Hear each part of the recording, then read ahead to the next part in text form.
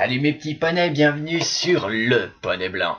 Je me présente, je serai votre professeur durant toute l'année et je m'appelle Shadow.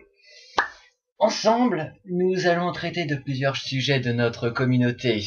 Et notre communauté, quelle est-elle, me direz-vous? C'est My Little Pony. Ah là là, bien joué Captain Obvious, hein. Tu t'émerdes pas mal. Donc, si vous êtes ici, c'est pas par hasard, ou alors vous avez dû vous perdre dans les méandres d'internet. Ça, j'en sais rien du tout, à vous de juger. Aujourd'hui, pour ce premier cours, nous allons nous attaquer à un sujet que peu d'entre vous ont abordé, mais qui semble assez primordial au niveau de la série. Non, je ne parle pas des chansons. Non, je ne parle pas des leçons d'amitié. Je veux bien sûr parler des méchants. Ça vous embouche un coin, hein, les méchants. Ces personnes si tyranniques, si cruelles, parfois incomprises de certaines personnes, mais qui sont primordiales dans cette série. Sans les méchants, que seraient les gentils? Je sais pas, c'est comme un Ice-T santé, c'est comme un lit sans oreiller, c'est comme un métalleux sans cheveux, c'est comme Justin Bieber pour la scène musicale. Enlevez ce dernier exemple, je pense pas qu'il soit d'actualité. Enfin bref, on va s'attaquer aux méchants. Passons la transition. Et ouvrez vos cahiers, on n'est pas venu ici pour glander. Jusqu'ici, tout va bien. Donc, mes petits poneys, on va s'attaquer à la première méchante qui apparaît dans le... Ah oui, j'ai oublié de vous préciser, parce que, petit vermisseau que vous êtes, vous allez me demander, est-ce qu'on va traiter Trixie? Est-ce qu'on va traiter les frères Finflam? Est-ce qu'on va s'intéresser à Sunshine Shimmer? La réponse est non. Tout simplement non. Parce que pour moi, c'est pas qu'ils ont pas d'intérêt, c'est juste qu'ils sont abordés quelquefois avec beaucoup d'intervalles. Et pour moi, c'est pas les méchants les plus connus, les plus badass qui soient. Voilà. On va maintenant s'attaquer à notre première méchante, car oui, c'est une fille, elle apparaît dans le premier double épisode de la série, saison 1. C'est pas facile à dire tout ça, j'ai nommé Nightmare Moon. Et pour les plus d'entre vous, vous direz, non, c'est pas Nightmare Moon, c'est Jument Séléniac. On reviendra plus tard sur ce nom. Nightmare Moon. Alors, Nightmare Moon, c'est vrai, c'est un sujet assez délicat. Vous avez dû le voir, elle a été bannie pendant 1000 ans sur la Lune et revient pour faire la nuit éternelle. Si vous vous souvenez plus de qui c'est à la base, allez voir votre professeur d'histoire, je pense qu'il vous en dira plus que moi. Et c'est pas le sujet du cours. Donc, Nightmare Moon revient à Ponyville pour faire la nuit éternelle. Pourquoi la nuit éternelle, me demanderez-vous? Tout simplement parce que c'est la princesse de la nuit à la base, et parce que la nuit c'est cool, la nuit c'est dark, la nuit c'est méchant. Je crois qu'il n'y a pas plus simple que ça. Pour ce qui est de nos héroïnes, comment vont-elles la vaincre avec les éléments d'harmonie, ce qui l'a déjà battu la première fois 1000 ans plus tôt? Célestia, des fois je te hais, mais alors je te hais avec tes éléments. C'est gnangnan. Les éléments d'harmonie, c'est gnangnan. Mais c'est quand même puissant. Donc, attention. Pour ce qui est de sa rédemption, disons, elle reviendra quelque temps plus tard en Princesse Luna avec une jolie nébuleuse, une taille x2 et une voix qui porte. Qui porte pas autant que Nightmare Moon, mais qui porte quand même. Et évidemment, vous me demanderez pourquoi est-ce qu'elle est passée de ça à ça? Tout simplement parce qu'elle était sur la Lune, et sur la Lune, c'est pas la même chose que sur Terre. D'accord? Merci. Pour ce qui est du nom Jument Séléniac, je crois qu'on peut pas faire aussi mal traduit. Quand je dis mal traduit, c'est mal traduit. Tellement que c'est mal traduit que ça me fout mal à la tête, tiens. Et franchement, j'en ai... Quoi, qu'est-ce qu'il y a? Mais c'est juste... Bah, vous m'aviez... C'est juste... Bah... Oh, et puis... Des fois, vous êtes vraiment chiant. Oh oui, vous êtes chiant. Ah non, ils sont toujours là. Bon, d'accord, j'arrête. Promis, j'arrête. Ok. De l'autre côté, ça me permet de faire un petit point d'honneur sur notre deuxième méchant. Attention, nous allons jouer à question pour un champion. Et le deuxième méchant que je vais aborder apparaît dans la saison 2 et l'esprit du chaos, un personnage complètement random avec des personnalités multiples. J'ai nommé. Eh non, j'ai pas dénommé Mathieu Sommet, hein. On n'est pas dans le même fandom. Oui, le fandom de Mathieu Sommet, c'est par là-bas. Voilà, c'est par là-bas. Merci. Non, je veux bien sûr parler de Discord. John Delancey, quoi. Oh là là, mais il faut vraiment tout vous apprendre. Discord. Hormis que c'est un personnage totalement random, comme je vous l'ai dit précédemment, ce personnage un petit peu plus évolué que Nightmare Moon. Pourquoi? Tout simplement parce qu'il a un but, c'est faire le chaos. Oui, aussi, Nightmare Moon, son but c'était de faire la nuit, mais c'est pas très original. Le chaos, c'est un petit peu plus développé, c'est un petit peu plus, voilà. C'est comme une petite pointe d'épice pendant, je sais pas moi, pendant tout ce que vous voulez, hein, une petite pointe d'épice, voilà, quelque chose qui rajoute un peu de profondeur dans le personnage. Son truc à lui, c'est de faire le chaos, un peu comme ma piole actuellement. Et la vôtre, je suppose. Tiens d'ailleurs, ça me fait penser, vos mères m'ont appelé, il va falloir vous ranger vos chambres, hein. Attention, les mers, c'est comme les tornades. Ouais, c'est aussi destructeur. En Discord, ouais, déjà, il est plutôt cool, de base, parce que si vous l'avez en ami, au niveau blague de merde et au niveau blague bien construit, vous aurez l'eau du sommet. Tiens d'ailleurs, je sais même pas combien de pages de Discord sont faites avec le nombre de blagues qui sort, mais même Carambar devrait utiliser ça. Sans déconner, si vous m'entendez, utilisez ça. Ouais, oui, utilisez ça. Il est vaincu comment? Je vous donne en 1000 par les éléments d'harmonie. Encore une fois. Oui, la première fois, c'était Celestia et Luna qui lui ont boté l'arrière-train. Tout simplement parce qu'il avait encore foutu le bordel. Vous voyez? Discord, c'est un peu comme les adolescents. Vous lui dites de ranger sa chambre, il foutra le bordel, et pouf, vous allez le vaincre, il va remettre bien sa chambre en ordre. Sauf que si vous laissez mijoter un petit peu plus, vous verrez que si vous revenez quelques temps plus tard, ce sera encore plus le bordel. Et là, vous aurez encore plus de mal à lui faire ranger sa chambre. Et ben Discord, c'est pareil. Pour ses attributs, une aile de chauve-souris, une aile de Pégase, un sabot, enfin, vous prenez tous les animaux que vous aimez et que vous aimez pas, et vous en faites un personnage. Il n'y a pas plus simple que ça. Troisième méchant. Et là, je reviens sur les méchantes. Oui, il y a alternance, il faut bien un certain équilibre, il faut égalité homme-femme, enfin ce genre de choses, ce que les femmes revendiquent. Hein. Ouais, je sens que je vais avoir toutes les associations féminines sur les bras après ce que je viens de dire. Je suis prêt, perso, je suis prêt. Si vous avez du dossier, j'ai tout ce qu'il faut. Enfin bref, on va pas parler politique tout de suite, on va plutôt parler Chrysalis.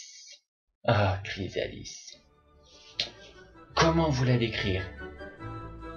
Elle est...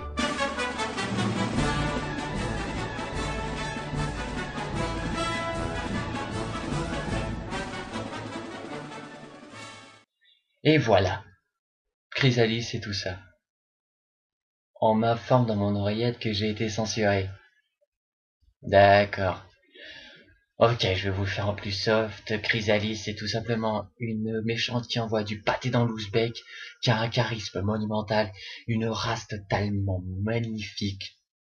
Un peu gruyère, certes, mais badass. Je m'explique. Elle utilise une magie qui n'a pas encore été utilisée jusqu'à ce jour.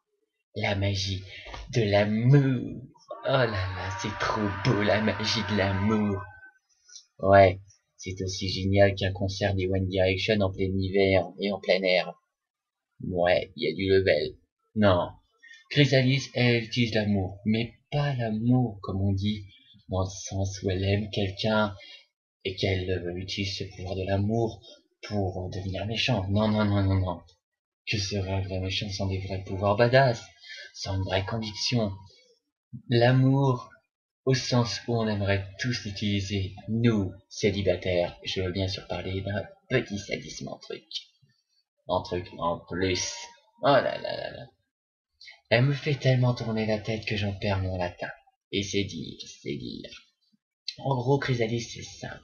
Vous prenez un poney amoureux, vous prenez une ponette amoureuse. C'est beau. Vous enlevez la ponette, vous la faites dégager. Vous transformez Chrysalis en cette ponette. Vous la faites rencontrer le jeune étalon, et là le jeune étalon va croire que c'est sa belle et va tomber éperdument amoureux. Un peu comme Cadence et Chenière mort, mais c'était le but à la base. Et ensuite, vous absorbez les pouvoirs et tout l'amour qu'il a. Efficacité à 200%, voire à 2000%. La preuve, elle arrive quand même à botter les fesses à Celestia. Ouais, et les fesses, c'est vachement récurrent chez les poneys. C'est dire, en plus on les voit toutes les 2 secondes, mais ça vous semble pas si dégueulasse que ça, hein? Bande de pervers que vous êtes. Non. Elle se fait pas battre par les éléments d'harmonie. Youhou! Elle se fait pas battre par Celestia. Youhou! Elle se fait battre. En fait, elle se fait battre par la chose qu'elle absorbe, c'est-à-dire l'amour. Que je vous explique. Vous prenez l'amour, ben elle aussi elle prend l'amour. Enfin, elle se le prend comme ça en pleine tête. Parce que si vous séquestrez le ou la ponette en question, auquel vous voulez ressembler, faites attention à bien la séquestrer à un endroit sécurisé d'où elle ne peut s'échapper. Parce que si elle revient en force, déjà, vous faites démasquer, deux, vous ferez botter les fesses par de l'amour pur. Ouais, ma pauvre Chrysalis, j'avais oublié de préciser, les changelins, c'est la race is the best, avec les bad bunnies. Mais bon, on se refait pas, hein, après tout. Un méchant reste un méchant, et un métalleux reste un métalleux. On parle de métal, et on parle du 4e méchant. Il est sombre, il est dark, il est métal, il est encore plus sombre, et sombre à 2000%. Je veux bien sûr parler de Sombra. Non, non, non, pas Sombra, Sombra, non, Sombra, le méchant de cristal. Comment vous l'écrire celui-là?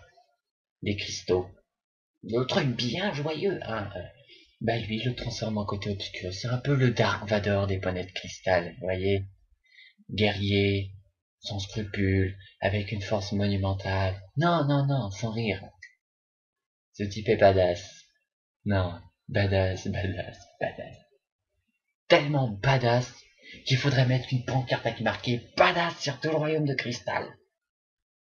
Ce qui est dommage, c'est qu'il se fasse, oui, c'est qu'il se fasse bannir sur l'Antarctique ou l'Arctique. Enfin, je sais pas ce qui existe dans le royaume des poneys, hein, j'ai pas la carte équestrienne en main. Enfin, je sais, il se fait bannir vers le nord. On dirait presque le nord de Game of Thrones, tiens.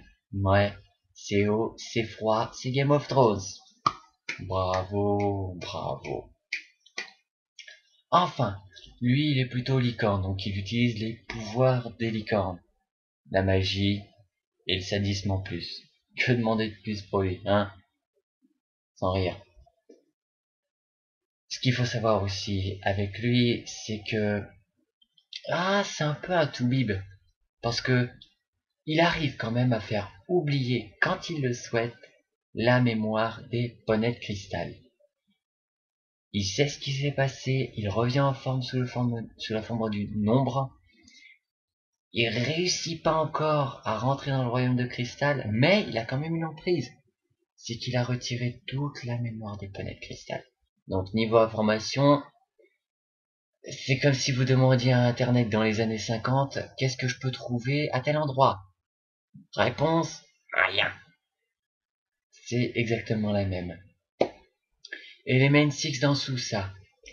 Les Main Six, bon, elles se battent, hein, joyeusement, essayent de protéger une supercherie, parce que oui, le cœur de cristal, c'est une chose, disons, en forme de cœur, taillé dans du cristal, quoi de plus original?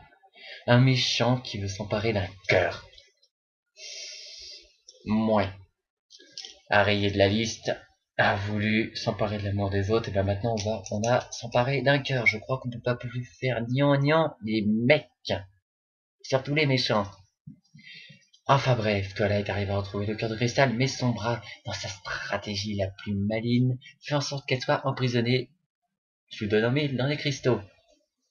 Et c'est Spike qui va réussir à prendre le cœur et à donner la cadence en mode Jackass. Salut, je m'appelle Shiny Garmore et moi c'est Cadence. Bienvenue dans Jackass et je te balance la princesse pour récupérer un cœur. Et à la fin de cet épisode, son bras meurt. Oui. Comment ça il meurt pas? Si, il meurt. Non, non, non, il meurt pas comme Chrysalis. Non, non, non, il est pas juste banni dans un autre royaume. Non, non, non, non, non, non. Quand je vous dis que ce perso meurt, c'est qu'il meurt au sens propre. Il n'y a plus une parcelle de lui qui vit. Hormis un bout de corne, mais on sait pas où ça va. Certaines théories, comme votre prof de physique-chimie, me disent que si la corne est restée vivante, normalement le corps suit. Enfin, j'ai juste une chose à lui dire, c'est mon petit prof de physique-chimie, si t'as étudié en cours, d'histoire en particulier, c'est pas pour que tes théories de restent dans les annales. Il est mort, point final. Tu peux même aller le dépecer à la morgue si tu veux, je te laisse même mon bureau pour le faire. D'ailleurs, j'en serais plus que ravi, il faudrait que je récupère un ou deux trucs à lui. Et après, avec les théories comme quoi la licorne amulette est le pouvoir de son bras, à ça je dis oui et non. Oui, parce que c'est sombre, et non, parce que c'est à licorne. Et lui, c'est une simple licorne. Voilà qui est dit, voilà qui est fait. Si vous voulez vous lancer dans un débat, il y a plein de sites pour ça. Allez-y. Je suis sûr que vous, quand vous rentrez chez vous, vous faites pas vos devoirs et vous allez sur les forums pour discuter ou vous allez sur Ponybook en disant ouais, le prof il est nul, il nous apprend rien, il nous donne trop de devoirs. Et je vous espionne pas, donc allez-y, faites ce que vous voulez. Sur le dernier méchant, on s'attaque à un méchant de la génération 1 que peu de personnes ont remarqué. Enfin, quand je dis que peu de personnes ont remarqué, c'est l'allusion à la génération 1. Je veux parler d'un centaure. Pas d'un centaure au sens où les humains sont mis à l'honneur, non. Les ancêtres des humains sont mis à l'honneur, oui. Parce que les macaques sont les ancêtres des humains, tout le monde sait ça. Merci la religion. Je veux bien sûr parler de T-Rex. Un perso avec des cornes, avec un bouc, avec un corps de macaque, avec un corps aussi de poney. Parce que oui, dans cette série, le cheval, c'est génial, dans tous les sens du terme. On n'a eu que des chevaux, sauf Discord. Et il revient, Discord. Oui, il revient encore une fois. Et s'associe à T-Rex, son plus vieil ami. Et bizarrement, ce vieil ami, est bien obligé de s'incliner devant lui. Mais il ne comprend pas pourquoi il a rejoint les poneys. On sait tous pourquoi entre nous il a rejoint les poneys, hein. Fluttershy. Ouais, pour Fluttershy. Et je vous vois venir avec vos allusions pervers. Non, non. Ils boivent le thé, ils font une correspondance. Je vois pas pourquoi vous pensez qu'ils...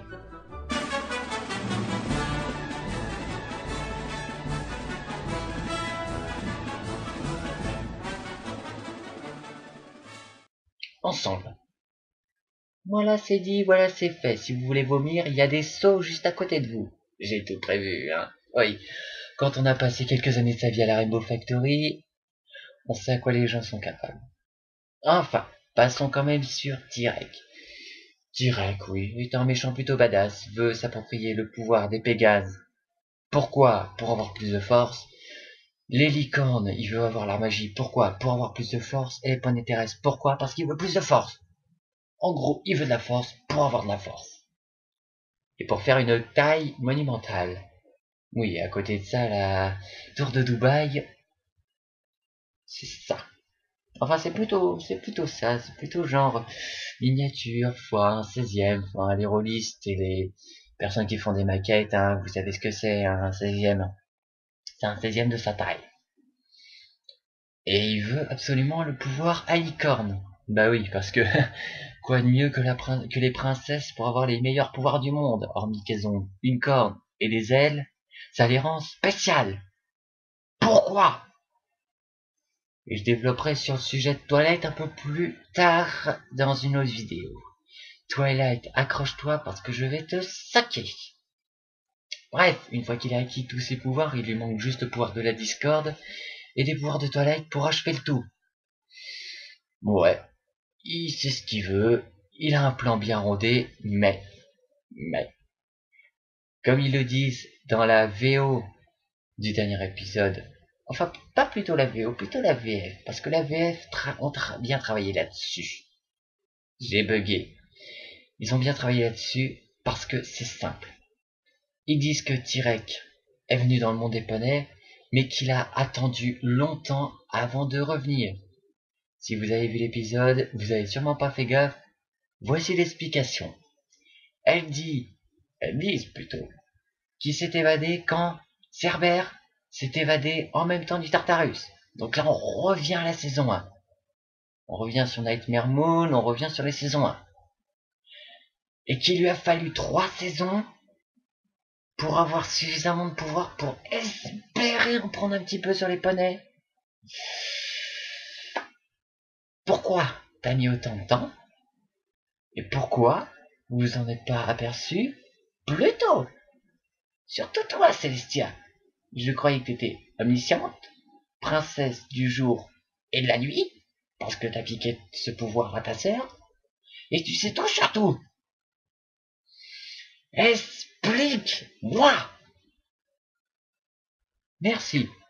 Enfin, pour terminer avec Tyrek, lui, il se fait battre par un nouveau pouvoir, tout nouveau, tout beau, que l'on voit dans toute la saison 4 et qui nous perturbe au plus haut point, le Rainbow's Power, le pouvoir dans une petite boîte. C'est un peu la boîte de Pandore, mais en plus badass.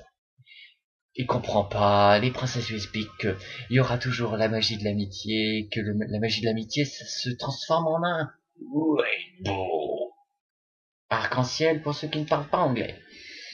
Il se fait battre et renvoyer dans le Tartarus, et là on revoit Cerbère pour la 2e fois. T'as intérêt à rester en place le chien, parce que c'est pas 2 fois qu'on fera la même erreur. Évidemment, il y a le nouveau château de la princesse, les nouveaux pouvoirs de l'amitié, c'est comme ça que se termine la saison 4. Bravo, vous avez fait fort. On a 5 méchants, plus badass les uns que les autres. On se demande ce que vous allez nous faire pour la saison 5. On attend que ça. Je voulais l'aborder depuis le début de cette vidéo, mais je me suis abstenu, mais nom de Dieu que ça me démange. La VO, la VF. Entre vous, il y a les VO, il y a les VF. On va se mettre d'accord sur un seul point. Je suis pro VO pour les premières saisons, et pour les chansons, je suis pro VF pour la fin de la saison 4, et je vous explique pourquoi. La VO tout simplement parce que les noms sont badass, les doubleurs s'investissent à 2000% là-dessus, avec Julie Bassek qui elle fait la voix de Rarity. Elle est semi-canadienne, donc déjà elle peut bien traduire et elle peut bien mettre voilà les intentions de Rarity. Et puis en même temps elle fait partie du fandom. Donc elle sait qu'on a besoin de quelque chose, on veut matière à apprendre. Pour les autres, je crois qu'il va falloir attendre la saison 4 pour s'apercevoir que finalement, elles prennent à cœur leur rôle. Et nous pondent une voix magnifique. Et quelques chansons bien traduites. Pour ce qui est des noms, par contre, Nightmare Moon, transformé en jument séléniaque, je comprends que c'est les premières saisons, mais bon, si vous voulez avoir un plus large public, surtout francophone, il faut garder les noms. Ok, vous avez encore transformé Juma Nathan. Ça, c'était l'erreur à pas faire. Tyrek, vous l'avez gardé, c'est bien. Discord, vous l'avez gardé, c'est bien. Chrysalis, vous l'avez gardé, c'est bien. Sombra, vous l'avez gardé, c'est bien. La Everfree Forest, vous la gardez au début, c'est bien. Par contre, pour le quatuor ponyphonique, vous auriez dû garder les Ponytones. Parce que les Ponytones, ça claque. On dirait les Beatles, et les Beatles, on n'a pas franchisé ça, et on n'a pas mis les Beatles. Quelqu'un aurait un dictionnaire, s'il vous plaît? Voilà, merci. Les scarabées. On n'avait quand même pas dire aujourd'hui les scarabées sont arrivés à Paris. Non, on a dit les Beatles. Donc voilà, prenez-en de la graine. Et là, on dépasse un peu. Enfin, pour conclure, je dois vous dire que les méchants, c'est badass. Les méchants, c'est peut-être méchant, mais c'est bien. Parce que les gentils, c'est plat, c'est pas bien. Donc, être un méchant, c'est bien. Donc, si vous voyez des plus gentils, frappez-les, agressez-les. Enfin bref, faites tout ce que vous voulez. Si vous voulez être méchant, prenez-en de la graine et faites ce que je vous dis. Bon, après, d'accord, vous aurez quelques problèmes avec avec la justice et la police. Mais bon, on a de très bons avocats. On me dit dans mon oreillette qu'on n'est pas aux États-Unis. Oubliez ce que je viens de dire dans ce cas. Voilà, la cloche a retenti. J'espère que ce premier cours vous aura plu. Si vous voulez que j'aborde un sujet, n'hésitez pas à me le dire en commentaire. Si vous voulez me dire que c'est bien, marquez-le en commentaire. Si vous trouvez que c'est mal, marquez-le en commentaire. Mettez des pouces verts, des pouces rouges. Allez-y, on est sur YouTube, on fait ce qu'on veut jusqu'à preuve du contraire. Sur ce, je vous dis à la prochaine. N'oubliez pas, être méchant, c'est bien.